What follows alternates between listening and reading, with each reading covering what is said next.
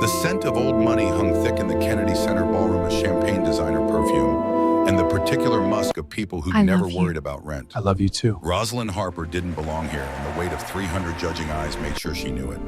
She stood behind the charity auction table surrounded by leather-bound first editions her brother Marcus had donated from their bookshop. Her hands trembled slightly as she arranged them, trying to ignore the whispers rippling through the crowd like poison through water. The Westbrook Foundation Gala. Washington, D.C.'s elite gathered to throw money at causes they'd forget by morning. Rose was here as a volunteer, nothing more. A favor called in by someone who'd once bought a rare Hemingway from Harper & Son Books. She should have said no. Victor Ashford approached the microphone on stage, his silver hair gleaming under crystal chandeliers. Chief Financial Officer of Westbrook Global, the man who signed checks with more zeros than Rose would see in her lifetime. He smiled the way sharks smile before they bite. His eyes found her across the room. Something cold passed through his expression. "Ladies and gentlemen," Victor's voice boomed through the speakers, smooth as aged bourbon and twice as toxic. "Before we begin tonight's auction, I'd like to address something." Rose's stomach dropped. The room quieted, $500 worth of champagne suspended between lips in silence. The Westbrook Foundation prides itself on excellence. Victor's gaze locked onto Rose like a targeting system. "Which is why it pains me to say this, but someone on our volunteer staff tonight doesn't meet our standards." Heat crawled up Rose's neck. No, he wouldn't. "This is exactly why we need better screening procedures." Victor gestured toward her, a casual flick of his manicured hand. "Someone like you," he let the word hang sharp and ugly, "lowers our brand value." Sikoridine. The ballroom spun. Rose's vision tunneled. 300 faces turned toward her with the synchronized precision of a firing squad. 2 security guards materialized at her elbows, hands firm on her arms. "Wait," she managed, voice cracking. "I didn't—" "Please escort this woman out," Victor said, into the microphone, his smile never wavering. "We maintain certain standards here." They pulled her forward, her foot caught on the table leg. She stumbled, arms flailing for balance she couldn't find.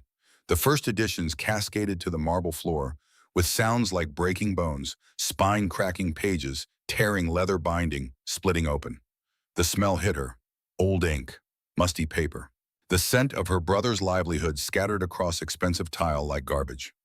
Someone laughed, then another. The sound multiplied, bouncing off vaulted ceilings, filling her ears until it was all she could hear. Rose's hands hit the floor. Cold marble bit into her palms. A champagne flute shattered near her face, and the taste of humiliation filled her mouth, salt and shame, and the bitter tang of tears she refused to shed in front of these people. Camera phones came out. Flash after flash, capturing her on her knees, surrounded by ruined books, while Washington's finest watched and smiled. The security guards hauled her upright. Her vision blurred. The chandeliers became streaks of light. The faces became a wall of contempt. They dragged her past tables of people who'd never know what it meant to scrape together rent. Past women in dresses worth more than Rose's car. Past men who measured worth in stock portfolios and summer homes. The doors opened. Cold November air slapped her face. They shoved her onto the steps outside. She caught herself against the stone railing, fingernails scraping granite. The doors slammed shut behind her. And just like that, she was alone. Rose stood there for a moment, breathing hard, tasting blood where she'd bitten her tongue. The Kennedy Center rose behind her, all glass and glory, while she shivered in a borrowed dress that suddenly felt like a costume. Her phone buzzed. A text from an unknown number. "LOL, you're trending. #bookshop trash." She looked up, saw her reflection in the darkened windows across the street, saw what they saw, and nobody who dared to exist in their world. The tears came then, hot and furious, and she turned away before anyone inside could see. That's when she heard the voices. Rose moved on instinct, following the sound around the corner into the service alley behind the Kennedy Center. Loading docks lined one side, dumpsters the other. Sodium lights cast everything in sickly orange. 3 men had someone pinned against the brick wall. The victim was tall but hunched, wearing clothes that had seen better decades. A canvas jacket held together with duct tape, jeans stained with what looked like motor oil work boots, with holes in the toes. But it was his hands Rose noticed first. Even from 20 feet away, even in the dim light, she could see they were wrong, too clean. The calluses in the wrong places. "Last chance," the biggest thug growled. He had a neck like a tree trunk and fists to match. "Where's the 50,000 you owe?" The tall man raised his hands in a placating gesture. I'm telling you, you've got the wrong guy. I don't know anyone named Ashford. Ashford. Victor Ashford. Rose's breath caught. Wrong answer. Tree Trunk pulled back his fist. Rose's body moved before her brain caught up. There you are. Her voice cracked like a whip across the alley. All four heads turned. She ran toward them, heels clicking on concrete borrowed dress streaming behind her. Her heart hammered against her ribs. This was insane. These were dangerous men. She should run the other direction. But she'd just been humiliated in front of 300 people. She'd tasted powerlessness, and it had left her throat raw. Maybe that's why she did what came next. Rose grabbed the tall man's jacket with both hands, yanked him toward her, and kissed him. For one frozen heartbeat, the world stopped. His lips were warm and completely still against hers. Surprise radiated off him in waves. She could feel his pulse through his jacket, fast, startled, confused. The taste of peppermint flooded her senses. Unexpected, expensive, wrong for a man dressed like this. Then his hand came up to cup the back of her head, gentle and sure, and he kissed her back. It wasn't a chaste kiss. It was the kind of kiss that suggested history intimacy, the comfortable passion of two people who knew each other's mouths. His thumb traced a small circle at the base of her skull that sent heat racing down her spine. Rose forgot this was a performance, forgot the thugs watching, forgot everything except the warmth of his mouth and the solid strength of his body and the way he tasted like mint and mystery. She pulled back, gasping. Her face burned. The tall man's eyes were brown, she noticed, warm and startled, and dancing with something that might have been amusement. Up close, he was younger than she'd expected, early 30s maybe, with dark hair that needed cutting and a jawline that suggested better days and regular meals. Sorry I'm late, he said, his voice lower, now intimate. Got caught up. Rose forced herself to turn toward the debt collectors, keeping one hand possessively on the stranger's arm. Her voice came out steadier than she felt. Is there a problem, gentlemen? Tree Trunk exchanged glances with his companions. Doubt crept across his features like frost on glass. Your husband. Close enough. Rose lifted her chin, channeling every ounce of indignant respectability she could muster, the same tone her Aunt Patricia had used when telling Rose she'd never amount to anything. And I'll thank you not to accost him on a public street. You were told wrong. Rose softened her voice slightly, adding a note of weary sympathy. Happens all the time in this city. Too many men in work clothes all looking exhausted. But this one's mine, and he's coming home before his mother stages a rebellion. The stranger, her supposed almost husband, nodded seriously. She threatened to weaponize the casserole dish. Despite everything, Tree Trunk cracked a smile.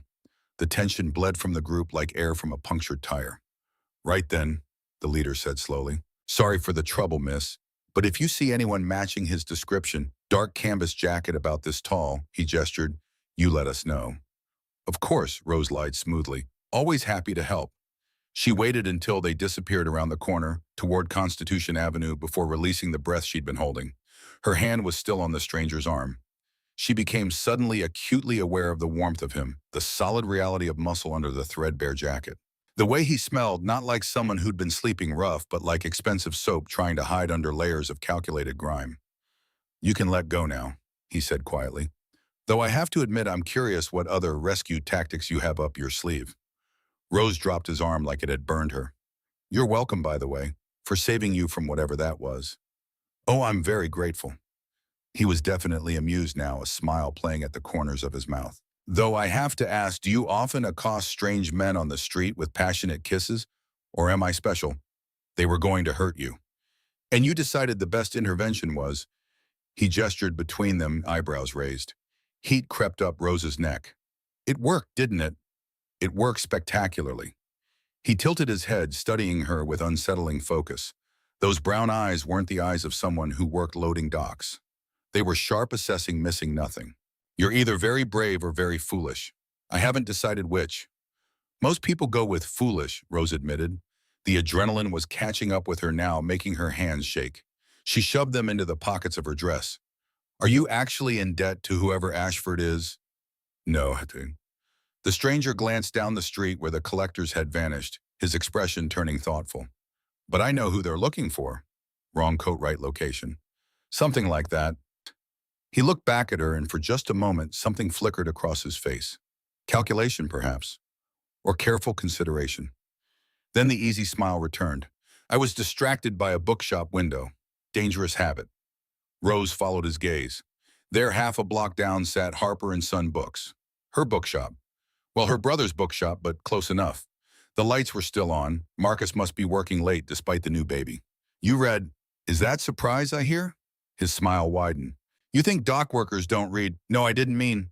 Rose felt heat creep up her neck again. Relax. He held up a hand, still smiling. I'm teasing. And yes, I read when I can get my hands on books that aren't complete rubbish. He nodded toward the shop. Is that your place? My brother's. I help him run it. Rose hesitated, then added, he just became a father. I'm minding the shop while he and his wife sort out nappies and midnight feedings. Congratulations to him. And to you for the diplomatic phrasing of sorting out. The stranger straightened his jacket, which Rose now noticed was of better quality than she'd initially thought, just worn and deliberately rumpled. I should probably leave before your fictional mother-in-law expects me for supper. Right, yes. Rose stepped back, suddenly awkward. The kiss was reasserting itself in her memory, which was inconvenient. Try not to get cornered by any more debt collectors. I'll do my best. He started to turn away, then paused. You know I never got your name. Seems only fair since you compromised my virtue in front of everyone. I compromised your, Rose sputtered. You kissed me back. Self-defense. You were very aggressive. His eyes were dancing, now warm with humor. Rose wasn't it, I heard it through the window before you staged your rescue. Rose didn't know why she was giving him her full name. Probably the same instinct that had made her kiss him in the first place. Rosalind Harper, and you are, there was the briefest hesitation. Nate, just Nate for now. He gave a small, almost formal bow, incongruous with his rough clothes. Thank you, Miss Harper, for your quick thinking and your questionable judgment. Both were remarkable. Then he was gone, disappearing into the flow of foot traffic with surprising ease for someone supposedly down on his luck. Rose stood on the street for another moment, watching the space where he'd been. Her lips still tingled. Her common sense staged a belated protest. She'd just kissed a complete stranger. A man who claimed not to be in debt but knew who the collectors were looking for. A man who spoke like someone educated but dressed like someone who worked with his hands. A man who read books and bowed like a gentleman but had calluses she'd felt when his hand touched her neck. Rosalind to Harper, she said aloud to no one in particular, you're going to regret this. But as she walked back toward the bookshop, she couldn't quite make herself believe it. 3 days passed before Nate returned. Rose had almost convinced herself he wouldn't. After all, what reason did a dock worker have to visit a bookshop? The whole encounter had been strange enough that she'd half wondered if she'd imagined it. Except her sister-in-law, Claire, had extracted the full story during a visit that morning. Baby Samuel sleeping peacefully in her arms while she'd interrogated Rose with the focus of a prosecutor. You kissed a strange man, Claire had repeated, rocking Samuel slightly in the middle of the street to save him from violence. It worked. That's not the point. But Claire had been smiling the way she always did when Rose did something impulsive and foolish. You're lucky Marcus wasn't there. He'd have worried himself into an early grave. Marcus had returned to work part-time the week before, still adjusting to fatherhood, but unable to stay away from the shop completely. He'd left early today for a doctor's appointment with Claire and the baby, leaving Rose alone with the afternoon quiet. Now shelving returned poetry volumes, Rose found herself glancing at the door more often than necessary, which was ridiculous. Nate, if that was even his real name, was probably halfway to the docks by now, or whatever place dock workers went when they weren't being mistaken for debtors.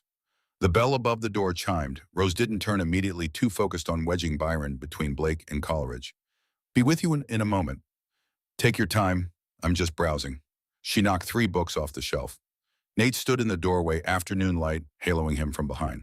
He'd cleaned up slightly. The jacket was the same, but he'd shaved and his hair was tied back, making the angles of his face sharper, more defined.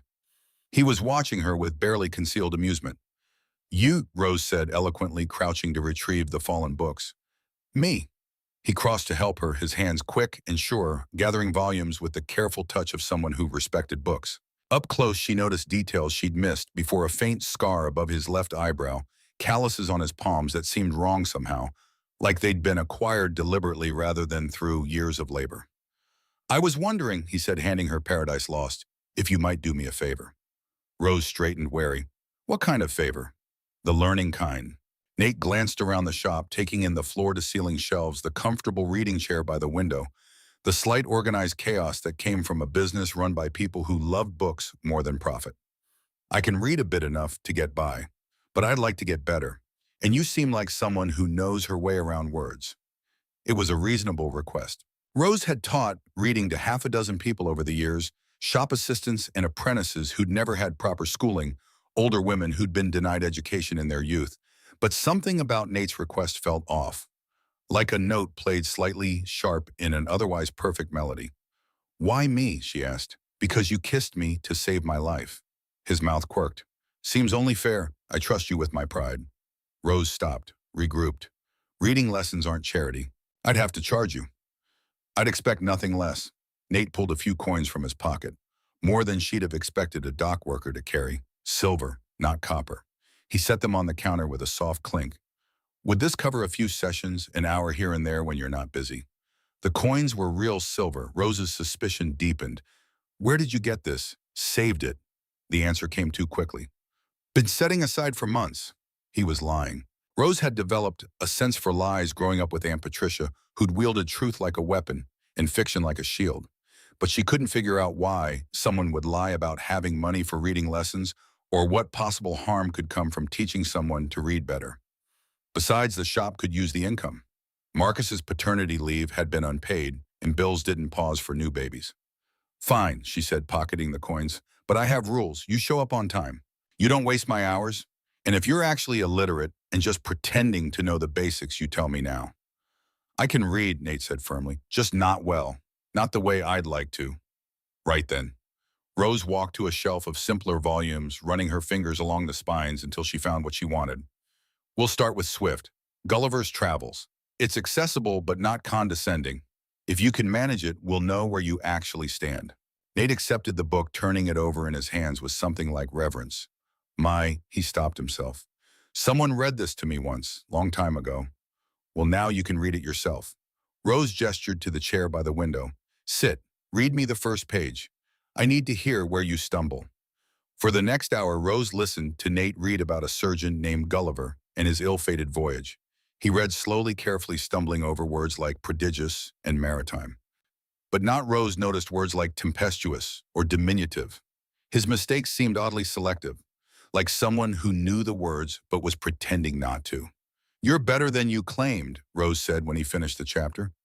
Your trouble isn't recognition, it's confidence. Maybe I'm just a naturally quick study. Nate set the book down, stretching. The movement pulled his shirt tight across his shoulders, and Rose deliberately looked away. When should I come back? Day after tomorrow, same time. She hesitated, then added, and Nate, whatever you're actually doing at the docks, if you're doing anything at the docks, be careful.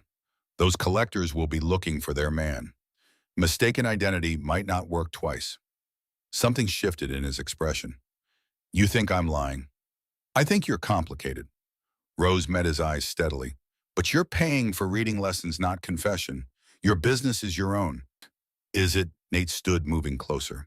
He smelled like soap and something else, something faintly expensive that didn't match his clothes.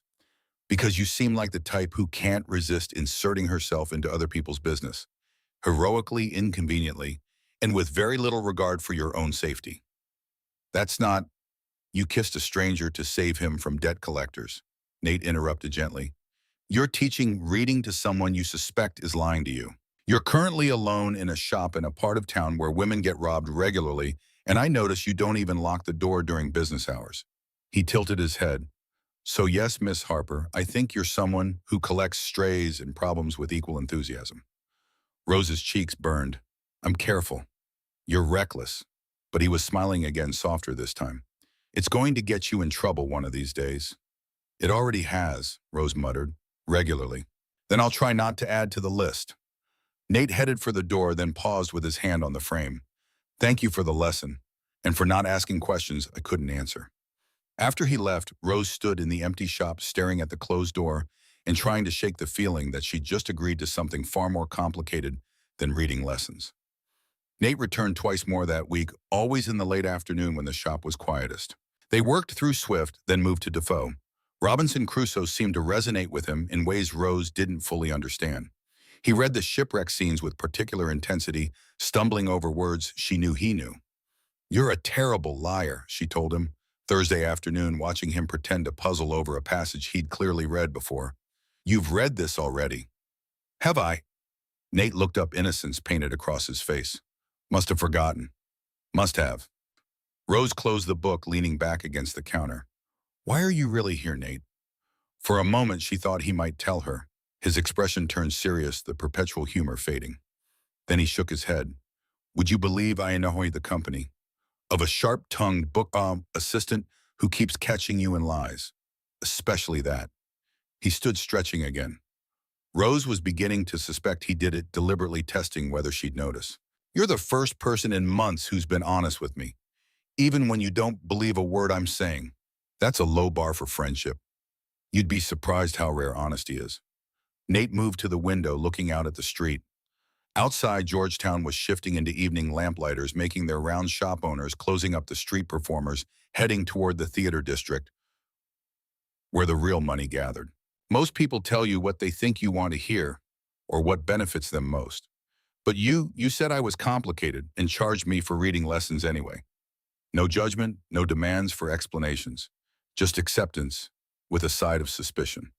Rose joined him at the window. A black town car rolled past, expensive and gleaming, the kind of vehicle that belonged in a different world than hers. My aunt always said I was too blunt for my own good, she said quietly. That no man would want a wife who couldn't learn to hold her tongue. Your aunt sounds delightful. She meant well, in a caustic, soul-crushing sort of way. Rose watched the town car disappear around the corner. She raised me after my parents died, taught me to read, taught me to manage a household, taught me that speaking my mind would leave me alone and unmarriageable. 2 out of 3 isn't bad. Rose felt her lips twitch, despite herself. I suppose not. You're not alone, Nate pointed out. You have your brother, his wife and nephew now. It's not the same. The words came out before she could stop them. Marcus worries I'll end up bitter like our aunt. Claire keeps trying to introduce me to suitable young men who work in banking or law. They mean well, but they don't understand that I don't want to be someone's project or problem. I just want... She trailed off, unsure how to finish. What did she want? Someone who saw her completely and didn't flinch. Someone who laughed at her sharp tongue instead of trying to dull it. Someone who felt like choice rather than compromise. You want someone who deserves you, Nate said quietly, not someone you have to diminish yourself for. Rose looked at him sharply. For someone who supposedly works at the docks, you have very refined ideas about relationships. I read a lot, but the humor was forced this time. Besides, it doesn't take refinement to recognize when someone's been told they're too much their entire life. The moment stretched between them weighted with things neither of them was saying. Rose became acutely aware of how close they were standing, how easy it would be to close the distance, to turn this odd friendship into something more dangerous. The shop bell chimed. They both stepped back as an older gentleman entered, looking for a specific botanical text. Rose served him with automatic efficiency, and by the time he left, Nate had collected his coat and the book she'd assigned him for weekend reading. Same time next week, he asked at the door. Unless you've miraculously learned to read perfectly over the next few days. I'll try to remain appropriately illiterate. Nate hesitated, then added, Rose, your aunt was wrong about the tongue and the marriage prospects. You're not too much. You're just waiting for someone who's enough. He left before she could respond. Rose stood in the empty shop, hard hammering, and admitted to herself what she'd been avoiding for the past week. She was developing feelings for a man she didn't trust, didn't fully understand, and probably shouldn't see again. But when Thursday became Tuesday, and Tuesday became another lesson, she couldn't bring herself to send him away. The revelation came on a gray November afternoon 3 weeks after their first lesson. Rose was alone in the shop, Marcus having taken Claire and baby Samuel to visit Claire's parents in Arlington. The quiet should have been peaceful, but Rose found herself restless, reorganizing shelves that didn't need organizing, dusting books that were already clean. She was thinking about Nate, again, about the way he held books like they were precious, the way his vocabulary would slip sometimes, revealing education that didn't match his clothes. The expensive watch she glimpsed once under his sleeve before he'd noticed and pulled the cuff down. The way he kissed. Rose shook her head, trying to dislodge the memory. It had been 3 weeks. She needed to stop replaying those 30 seconds like they meant something. The bell chimed, but it wasn't Nate. Victoria Ashford swept in like a silk-clad hurricane, her assistant trailing behind, with an expression of long-suffering patience. Victoria was one of their regular customers, wealthy, demanding, and possessed of opinions on literature that could generously be described as confident. She was also the daughter of Victor Ashford, the man who'd humiliated Rose at the gala. Rose's spine straightened automatically, bracing for conflict. "Miss Harper," Victoria said, not bothering with pleasantries. "I need recommendations. My father is hosting a business dinner next week, and I've been tasked with selecting appropriate reading material for the gift bags. Something that signals culture without being tediously intellectual." Rose swallowed her first three responses and went with the fourth. "What subjects interest your father's guest?" "Oh, the usual. Finance, politics, the crushing weight of their own importance." Victoria waved a dismissive hand, wandering toward the business section. "Mostly CEOs and government contractors. Men who measure worth in stock portfolios and vacation homes." Something in Rose's chest tightened at the description, but she pulled books from the shelves with practiced efficiency, stacking them on the counter. Victoria picked through them with the air of someone inspecting produce for bruises. "These will do, I suppose, though I still think father should just give them all copies of his own memoir. Lord knows he's insufferable enough to assume everyone wants to read about his genius." Rose couldn't help it. She laughed. Victoria looked up surprised, then smiled. A real smile, not the polished society mask. "You're refreshingly honest, Miss Harper. Most shop owners would never criticize a customer's family. Most shop owners are smarter than me. Or less interesting." Victoria leaned against the counter, studying Rose with new curiosity. "You know, I was at the foundation gala. I saw what my father did to you. It was cruel and unnecessary, and I told him so." Rose's hands stilled on the books. "You did. For all the good it did, father doesn't take criticism well." Victoria's expression darkened. "He's been impossible lately. Paranoid, secretive, working all hours. Mother thinks he's having an affair, but I think it's something else. Something that has him genuinely frightened." Rose thought of Nate, of debt collectors looking for someone who owed Victor Ashford $50,000, of the way Victor's name had made Nate's jaw tighten. "Why are you telling me this?" Rose asked carefully. "Because I'm tired of pretending everything's fine when it's clearly not." Victoria straightened, some of the society polish sliding back into place like armor. "And because you seem like someone who might understand what it's like to be told you're too much trouble to be worth the effort." Before Rose could respond, Victoria continued, her tone shifting to gossip. "Speaking of too much trouble, have you heard about Nathaniel Westbrook?" Rose's heart stopped. "Who, the CEO of Westbrook Global, you know, the Fortune 100 company that basically owns half of Georgetown?" Victoria examined her manicured nails. "Apparently he's been skulking around the city in disguise. Can you imagine a billionaire pretending to be common?" The room tilted. Rose gripped the counter. "Why would he do that?" Her voice came out steady. "A miracle." "Who knows? They say his fiancée left him 2 years ago. Chose some hedge fund manager with better political connections.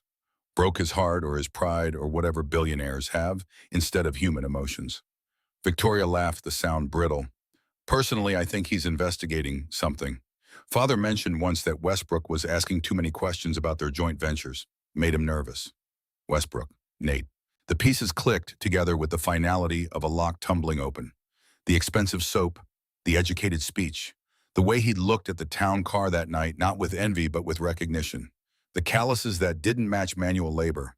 The silver coins that were pocket change to someone rich, but a fortune to someone poor. "Miss Harper," Victoria's voice seemed to come from very far away. "Are you all right? You've gone quite pale." "Fine," Rose managed. "Just tired. New baby in the family, you know. Sleepless nights." She got Victoria out of the shop with an armful of books and a promise to send more recommendations. The moment the door closed, Rose sank into the reading chair, her mind racing. Nate was Nathaniel Westbrook. The man she'd kissed in an alley was one of the richest people in America. The man she'd been teaching to read could probably buy her bookshop with what he spent on lunch. The man she'd been falling for had lied to her about everything. Rose pressed her hands to her face, breathing hard. She should be angry. She was angry, but underneath the anger was something worse: understanding. Victor Ashford had humiliated her for being beneath his notice. How many people did that to Nathaniel Westbrook every day, just in reverse, treating him like a wallet instead of a person, calculating his worth in dollars instead of character. He'd been looking for someone who would see him, just him, and she had. She'd saved him, taught him, talked to him, never knowing she was supposed to be impressed. The shop bell chimed again. Rose looked up. Nate Nathaniel stood in the doorway, windswept and smiling, carrying the copy of Robinson Crusoe she'd assigned him. Evening, he said. I finished the book. You were right about the symbolism of the footprint. He stopped. Something in her expression must have given her away. The smile faded from his face. How long have you known? He asked quietly. Rose stood her legs unsteady. Since about 5 minutes ago, Victoria Ashford came in. She was very informative about Washington's most eligible bachelor who disguises himself as a commoner to find honest interactions.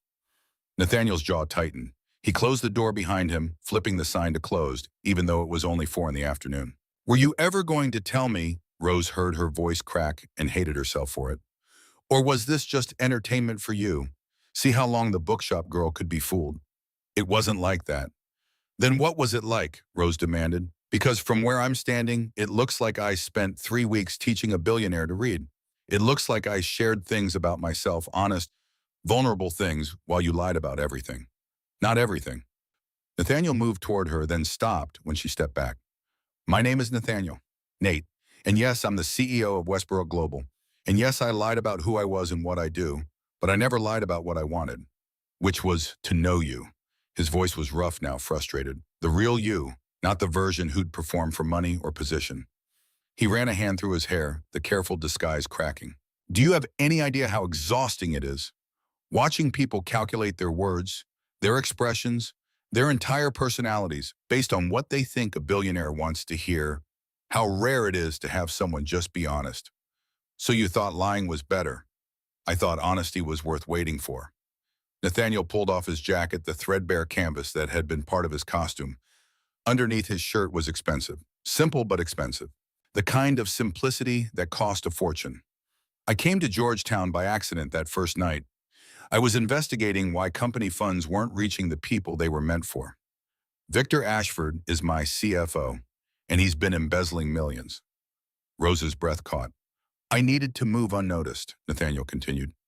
Talk to the people being hurt without them knowing who I was, without them telling me what they thought I wanted to hear. And then those collectors cornered me and he laughed helpless. You kissed me without knowing anything except that I might need help. No calculation, no agenda, just impulse and this strange, beautiful kindness. His eyes met hers, pleading. You saved a stranger, Rose, not a billionaire. Exactly, Nathaniel said softly. You saved a stranger. You taught reading to someone you thought was a dock worker. You argued with me, challenged me, rolled your eyes at my terrible lies. And every moment of it was real, Rose. Every conversation we had, every comfortable silence that was real. But you weren't, her voice broke. The man I was getting to know doesn't exist. He does exist. He's standing right here. Nathaniel took a careful step closer. Terrified he's lost you over something he should have confessed weeks ago. But hoping that maybe the honesty we built meant something. That maybe you can see past the lie to the truth underneath.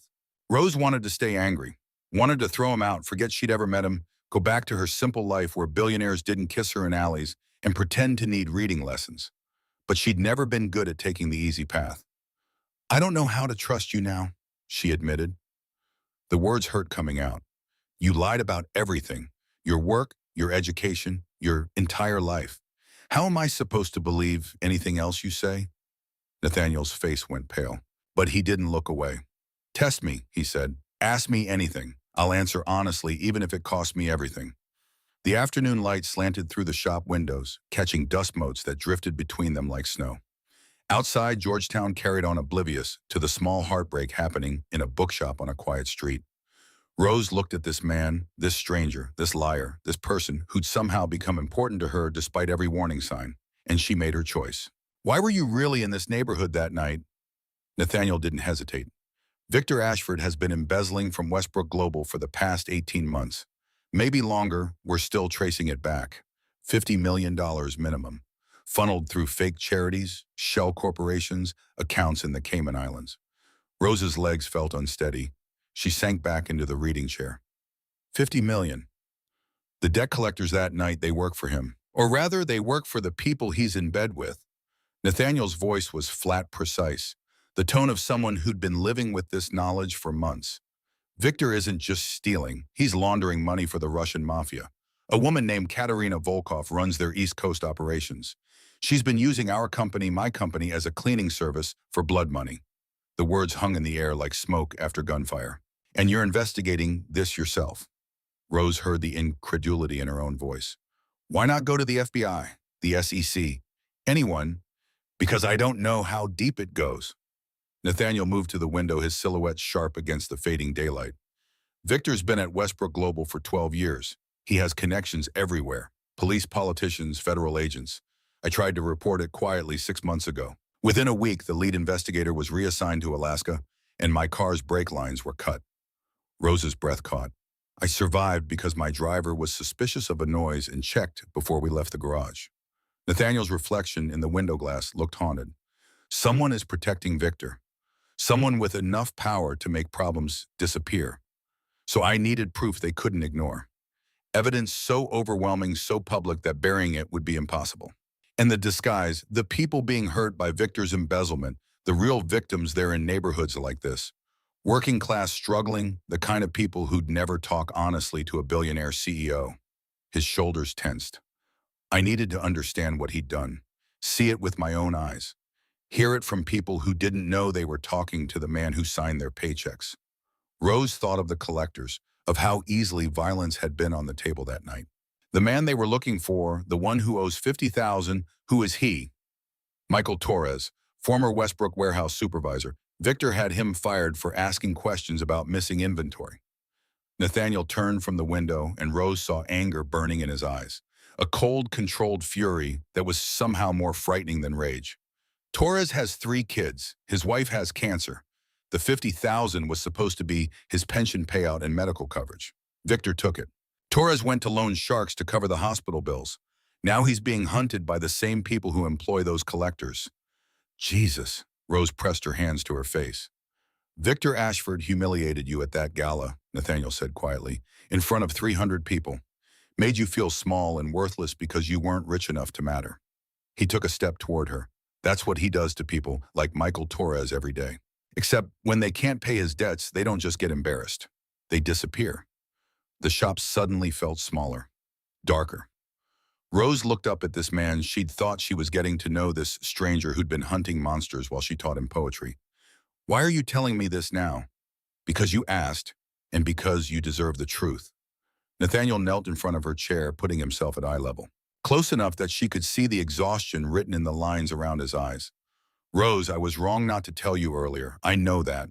But I kept putting it off because every day with you felt like the first honest thing I'd had in years. And I didn't want it to end. His hand moved toward hers and stopped uncertain. I'm asking you to forgive me. Not today, maybe not for a long time, but eventually. When I've proven I can be honest about everything, not just the easy parts. Rose studied his face, saw the vulnerability there, raw and real. This wasn't a billionaire's mask. This was a man who'd made a mistake and knew it. What happens now, she asked. That depends on you. Nathaniel sat back on his heels. You can walk away, pretend we never met. I'll understand, or you can help me finish this. The words came out rushed, hopeful. Victor doesn't know I suspect him. He thinks I'm just the rich kid who inherited daddy's company and signs whatever papers he puts in front of me. But I'm close, Rose. So close to having everything I need. I just need one more piece of evidence. Access to his personal files, the ones he keeps at home instead of the office. Rose's heart hammered against her ribs. You want me to help you break into Victor Ashford's house? No. Nathaniel's lips quirked slightly. I want you to walk in through the front door. The plan was insane. Rose told Nathaniel so at least 6 times over the next hour as he laid it out for her. But he'd thought of everything with a precision that reminded her exactly who she was talking to, a man who'd built a Fortune 100 company before he was 30. Victor is hosting a charity dinner next week, Nathaniel explained, spreading papers across the bookshop counter. Blueprints, guest lists, photographs. 50 people, mostly business associates. You'll be there as part of the catering staff. How exactly am I getting hired for that? I own the catering company. He said it like it was obvious, like billionaires just casually owned every business in the city. You'll have legitimate access to the entire first floor, including his study. That's where he keeps his personal safe. Financial records he doesn't want at the office. Rose picked up one of the photographs. Victor's Georgetown mansion, all federal-style brick and colonial grandeur. Old money trying to pretend it had always been there. And what am I supposed to do once I'm in his study? Crack the safe, Manuel. No, you're going to take photographs. Nathaniel pulled out a pen that looked ordinary until he clicked it. A tiny camera lens emerged from the tip. High resolution. The safe combination is his daughter's birthday, I already know it. Victoria told me once at a board meeting, complained her father was predictable. You open the safe, photograph everything inside, close it again. 10 minutes maximum. And if I get caught, you won't. But if I'm Uwati, Nathaniel's expression darkened, then I'll make sure Victor knows exactly who I am and what I'm doing. I'll burn my entire investigation to protect you. The certainty in his voice made Rose's chest tight. You do that, throw away months of work. In a heartbeat. But he met her eyes. You saved my life, Rose. I'm not letting Victor Ashford hurt you because I asked you to be brave. Rose set down the photograph, her mind racing. This was crazy, dangerous, possibly illegal. Everything her sensible side screamed at her to refuse. But Victor had humiliated her. And if what Nathaniel said was true, he'd destroyed lives, families, people who couldn't fight back. I want conditions, she said. Nathaniel straightened. Name them. First, no more lies. About anything. I don't care if the truth is uncomfortable or embarrassing or inconvenient. You don't get to decide what I can handle. Agreed. Second, if we do this, if we get the evidence, you go to someone who can actually stop him. FBI Justice Department. I don't care, but this ends with Victor in handcuffs, not just fired. Already arranged. Nathaniel pulled out another document. I have a contact at the FBI. Agent Sarah Reeves. She's clean. I've had her vetted 3 different ways. The moment we have solid evidence, she'll move. Full investigation, RICO charges the works. Third, Rose took a breath. When this is over, you introduce me to the real Nathaniel Westbrook. Not the disguise, not the CEO, the person underneath all of it, the one you've been hiding. Something shifted in Nathaniel's expression. Softened. Deal, he said quietly. Though I should warn you, he's not as interesting as you might hope. I'll take that risk. They shook hands. His grip was warm, steady, and Rose felt the calluses that had puzzled her before. Now she knew they came from rowing crew at Yale, from boxing matches at exclusive gyms, from the deliberate construction of a disguise. So when's this dinner, she asked. Saturday, 6 days. Nathaniel began gathering the papers. I'll get you the catering uniform, the camera pen, everything you need. We'll rehearse the route through his house, practice opening the safe. By Saturday, you'll know that mansion better than Victor does. Nathaniel, he looked up. Why are you really doing this? Rose searched his face. You're a billionaire. You could hire 100 investigators, private security, lawyers who'd tear Victor apart.